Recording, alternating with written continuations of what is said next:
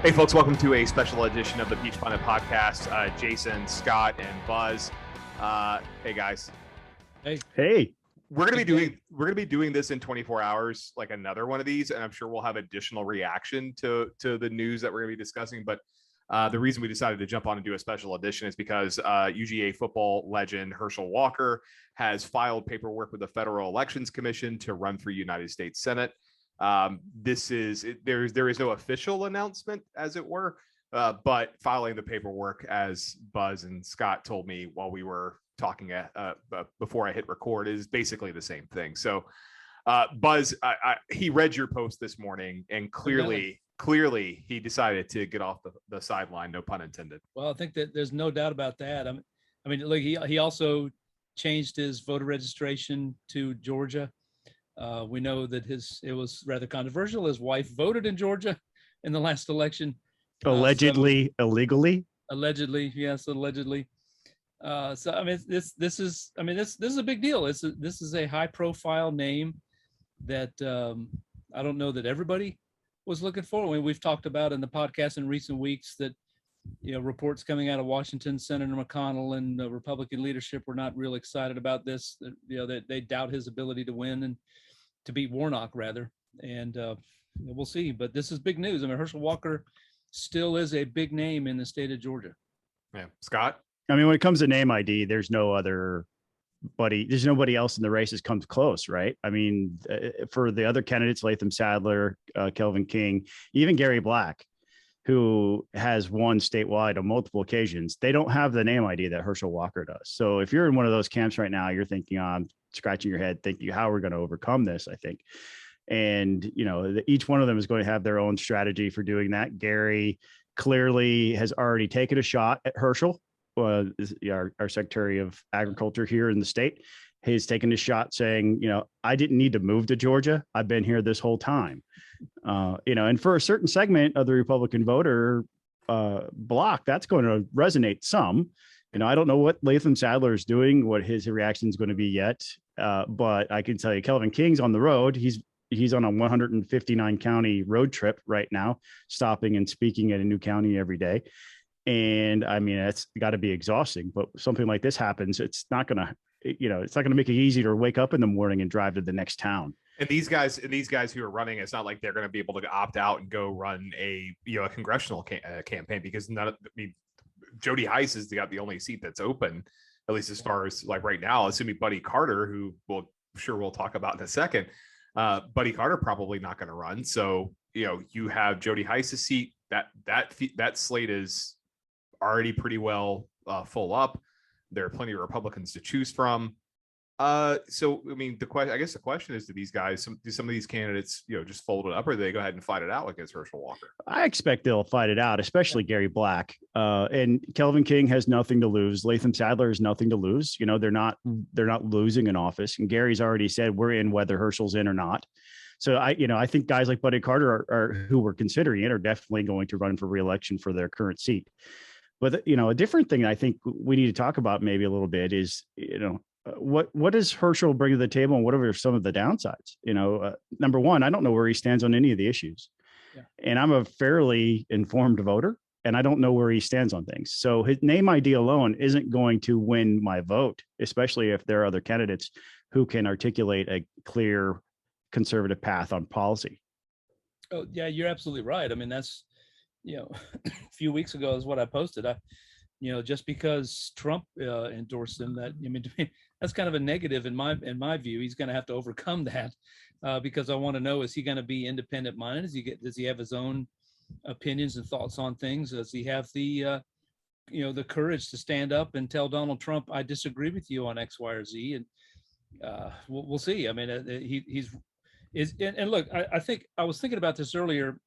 He has a chance here to do something that a lot of people in this current political climate don't really have the ability to do. Herschel Walker is a known entity in the state of Georgia. He's a brand in the state of Georgia, so to speak. He has the ability, if he chooses to transcend the Trump politics of the Republican Party and run as a guy who can unify the state of Georgia. He doesn't have to immediately start talking about a stolen election and all these other sorts of things to try to curry favor with Trump. He has that ability to go beyond that potential, I should say, to go beyond all of that and transcend politics and talk about big, important things that the majority of Americans talk about. If you're placing odds, Buzz, if you're placing odds, do you I give that about a 10% chance, a 10% chance of that, because he's going to surround himself. Well, I don't know if he'll surround himself, but there's already been a word. Debbie Dooley has already been writing about how excited she is about Herschel going to run, and the MAGA superstars are going to surround themselves. And if he's smart though, he'll step back and say, wait a minute, currying to a group of people who are already going to vote for me is not the path to victory. I've got to persuade people who voted for Raphael Warnock just back in January to vote for me. How am I going to do that? Not by talking about stolen elections and how the American dream is dead. Hey, I don't see him having, I mean, that's part of the problem. He'll have some measure of appeal, particularly to independent voters who know his name from being in Georgia football. He's going to have that. But I mean, I'm telling you right now, once voters learn more about him and some of the things he's written and admitted to in the past, it's going to come back. It's going to come back and hurt him in the next fall if he does get the nomination. And I think that's Jason. I think that's why none of these other Republicans are going to drop out.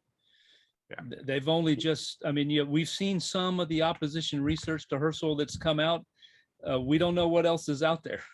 No, what issues are there to drop and how will voters react? And I'm not saying you're right, but I'm also very well aware of the fact that the Trump MAGA world, whatever the hell you want to call it, it's a cult. It's a cult, and there's going to be a sizable chunk of the Republican Party's base that follows whatever Trump says, and they're going to vote for Herschel Walker come hell or high water.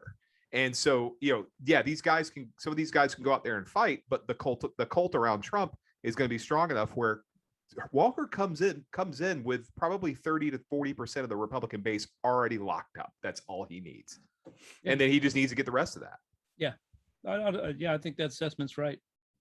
Well, to Buzz's point, that's why he would do well, I think, to not necessarily focus his campaign on people who are going to vote for him anyway and begin immediately casting a good conservative policy-based platform that a lot of the people who don't get fired up about Donald Trump can get fired up about Herschel Walker for. And in that way, he would be a unifying character. But we also know that there's a lot of baggage with Herschel. We know that he has suffered from mental illness, and he has been open about that and transparent about it. And, he's been an advocate for mental health issues so kudos to him for that. But that's going to be part of the conversation now. The skeletons that are in that closet are going to come out. They're going to be on view for everyone to see. And then one of the very first things he's going to have to deal with, especially in this era of voter fraud and the meme of voter integrity and election integrity, is that his wife has allegedly voted illegally in Georgia. She lived in Texas and voted here. And how is that possible? And so those questions are going to have to be answered. I use the word allegedly because it is alleged that this has happened, but it is one of the things he's going to have to answer immediately. No, he is. You're absolutely right. And I'm in the position of Walker. I mean, I will never say it with a certainty that Walker has it locked up. But in terms of the nomination, there's going to be a fight. There's going to be a lot of stuff thrown around about Herschel Walker over the course of the next several months. But I mean, he is the odds-on favorite right now, and it's really tough to see someone toppling. It's not to say it won't happen, but it's tough to see it because there is no such thing as reason in MAGA world. So that's why I'm saying what I'm saying.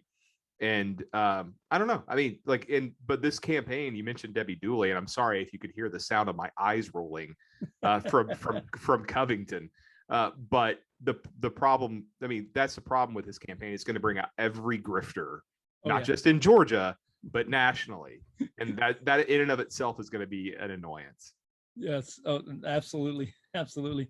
And well, we mentioned it on the podcast before. Eric Erickson pointed out, correctly so, some weeks ago, that's going to be a challenge for Herschel. How do you put together a campaign team that actually cares about you as a person and cares about you winning, instead of just trying to, a bunch of grifters who are trying to figure out how they can vacuum up as much cash as possible before it all implodes. Yeah, there are definitely some political operatives out there in Georgia who are going to look at the Herschel Walker campaign as the next cash cow.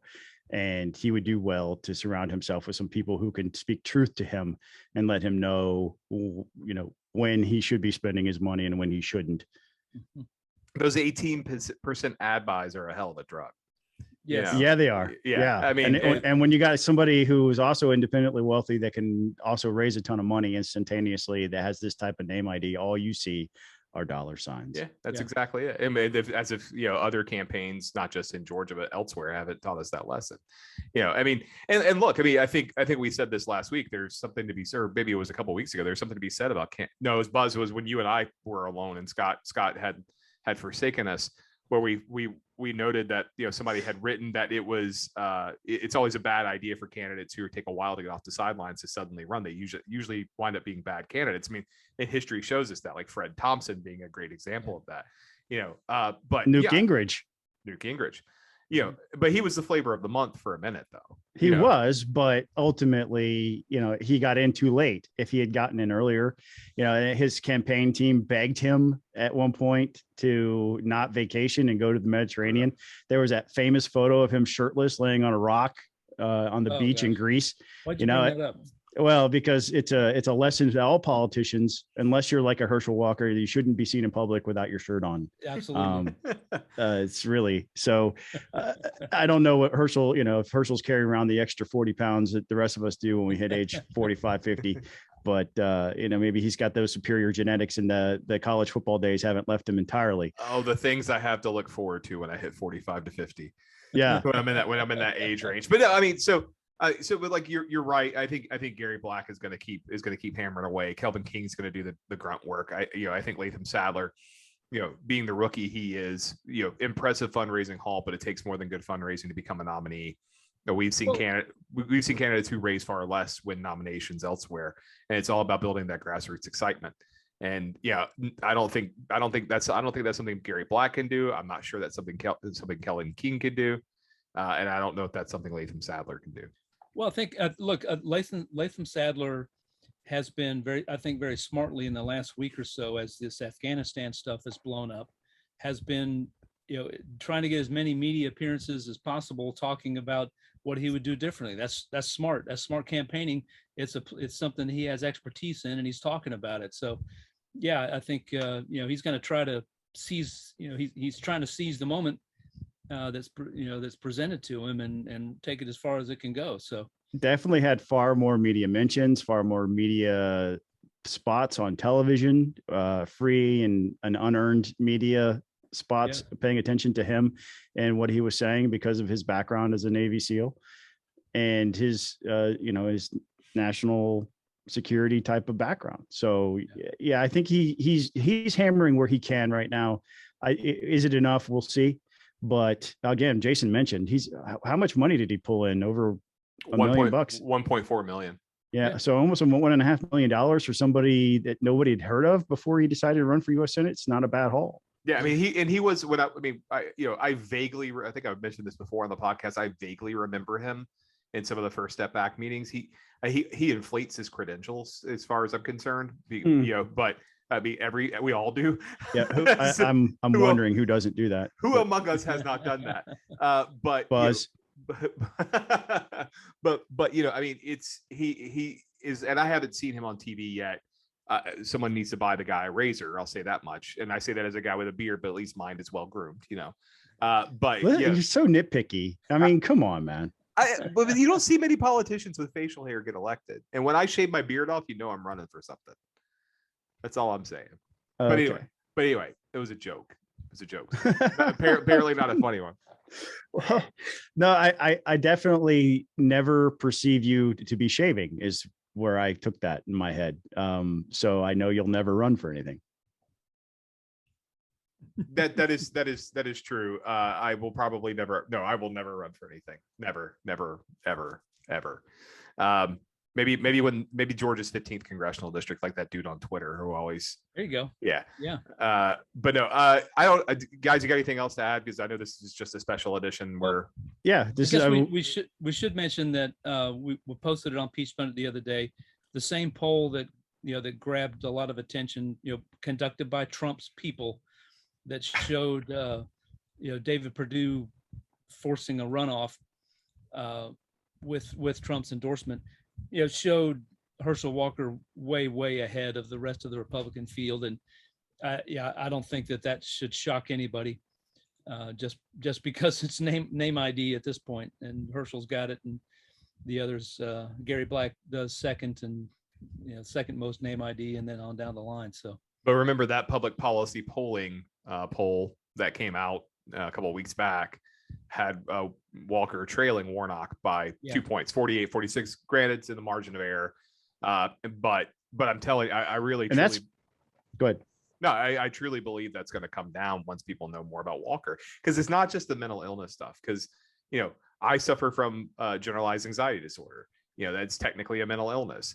I'm sympathetic to people who have mental illness issues, but it's going to be really hard to spin the fact that some of the other things that Walker has been reported to have done. So good luck with that. And I don't think voters in amongst the general election electorate are going to smile on that. Yeah, we'll see. I mean, I think if there's ever a time to do it, it's now. That people are less likely, voters of all stripes are less likely to look at somebody's past than now, less likely now than maybe ever in a long time. I think we're witnessing that with Joe Biden, with this Afghanistan mess. I mean, anybody who's followed the man's careers should not be shocked at how this thing in Afghanistan is going. But yeah, you're right. We'll see. We'll see how it plays, and it's still early. I mean, there's a lot of months until the votes start being cast in this. I'll leave you with this, and that is, I'm a Republican. I'm dyed-in-the-wool Republican. I'm going to vote for a Republican. I don't know which one yet. Just because Herschel Walker got in the race doesn't mean I'm going to vote for him. He has an opportunity to go and win my vote, but he's going to have to earn it by casting a positive conservative message and where he's going to take this country into the future with his votes in the U.S. Senate. Yeah. Hear. All right. Well, with that, folks, thanks for joining the Peach Pundit special edition of the Peach Pundit Podcast. We'll be back tomorrow with our normal edition, and I'm sure we'll talk for at least an hour, as we always do. So with that, we'll see you guys tomorrow. Take care. See you.